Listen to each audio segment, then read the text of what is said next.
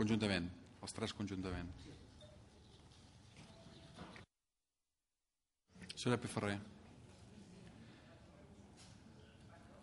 Ara sí, gràcies. Miri, sisplau, voldria intervenir un segon per fins i tot al·lusions i contradiccions. A veure, si em permet, sisplau. 30 segons, senyora diputada. Sí, jo no he parlat de funcionaris de lliure designació ni d'alts càrrecs. Jo he parlat per tot el personal de l'administració de la Generalitat. Escolti'm, estic parlant per persones que s'han cessat des d'auxiliars administratius a persones amb càrrecs, més de 300 en aquest moment. Per altra banda, tot el que jo he dit està en vigor en la normativa vigent actual i, a més, cal que no oblidem que s'ha de respectar com a normativa bàsica l'Estatut de l'Empleado Público que ja ha entrat en vigor.